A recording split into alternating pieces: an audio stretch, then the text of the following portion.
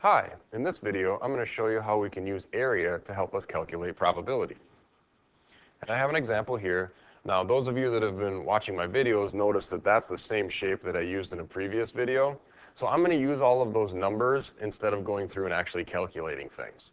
But if I look at this problem, it wants us to calculate the theoretical probability, and then it tells us how it wants that written. It as a fraction and as a percent. But we're looking for that theoretic probability of a randomly chosen point in the figure lies in the shaded region. So we have to figure out, well, what's the probability that I pick that point, okay? Or a different point in my shaded region. So what I'm looking for in this one is I'm going to be looking for the probability of the shaded region.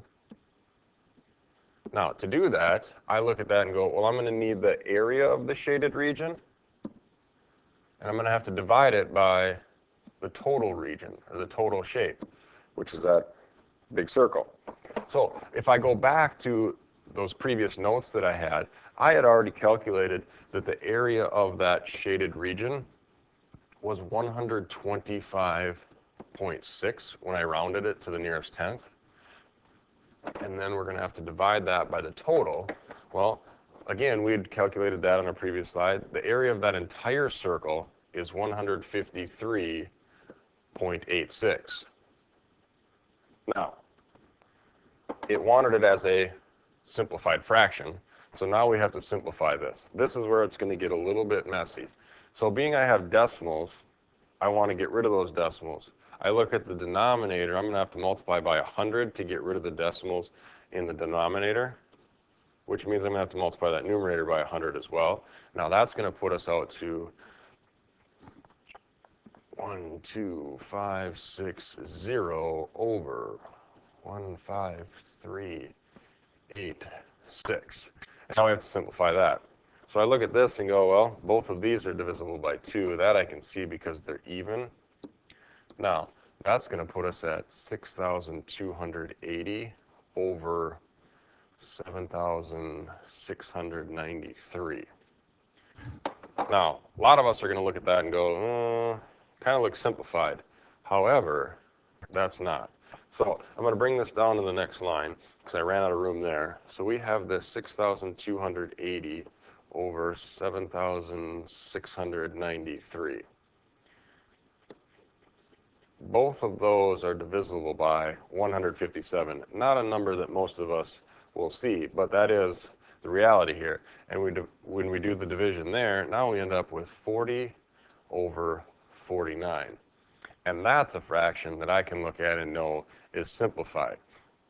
So here is our answer as a simplified fraction. Now it also wanted it as a percent, so now it's just a matter of taking 40 and dividing it by 49, typing that on our calculator, and then remember to multiply by 100 to get it into a percent. So as a percent, we're going to end up at 81.6%. So decimal and percent. Now I'm going to tell you that to me that's a little more of the difficult way because we're using those rounded numbers. I'm going to go back and show you what I would do instead of all that rounding. What I'm going to need is I'm going to want this. So I'm going to clone this and bring it down. Maybe. Okay, there we go. Let's bring that down here. So when I look at this, I look at calculating the area of that ring. Well, that was, the radius, remember, was 7. So we had an area, if you go back to those notes, of that circle to be 49 pi. And then the area of the little circle had an area of 9 pi. And we have to subtract those to get the ring.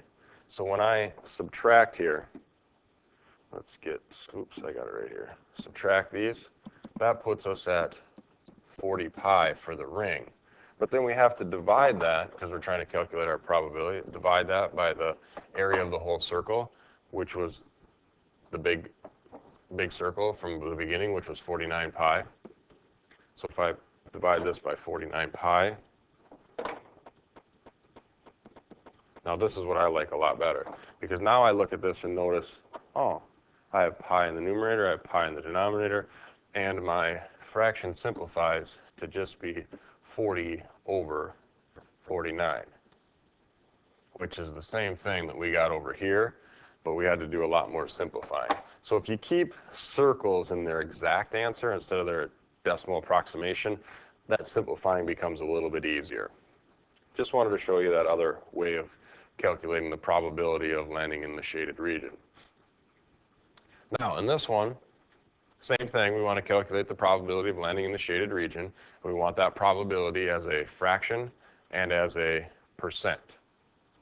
Now, again, same picture from before, from a previous video, so I'm not going to go through all the work of it. We're just going to get right to it because we already have the areas that we need. Now, we want to calculate the probability of being in the shaded region again. So to do that, we're going to need the shaded area, which we already know, and we're going to divide it by the total area, which is the big triangle. All right. So my numerator is going to be 215 because that comes from the area of that shaded part. The total area is the 275 from the big triangle that we calculated in a previous video. And now I just simplify. So I look at this and go, well, both of these are divisible by 5. So we end up with 43 over 55 as our probability of landing in that shaded region or selecting a point randomly. Now, if we turn that into a decimal, I take 43 and divide it by 55, multiply it by 100 to turn it into a percent, and we come out with 78.2%.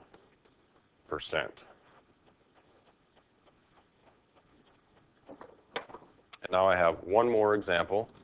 This one's a little different because I have this octagon here, but I have no numbers. So I can't go through and calculate, well, what's the area of those 4 little triangles, and then what's the area of the entire octagon so that I can do that division.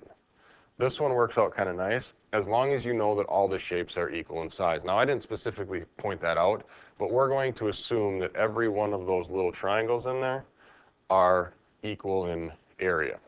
So when that's the case, now we just get to count because we want, I'm going to start this off with the probability, again, of the shaded. So in this case, we need to know how many shaded shapes are there and how many are there total. So really not, we don't have to look at area at all. So I look at this and go, well, how many of them are shaded? There are 4. How many of them are there total? There are 8. There's our probability. Now we just need to simplify that probability. As a fraction, that's 1/2. Turn it into a percent, that's 50%.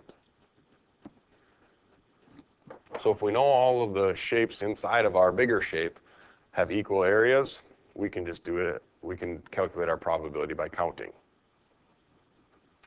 And that's going to conclude my lesson on how we can use areas to calculate probabilities.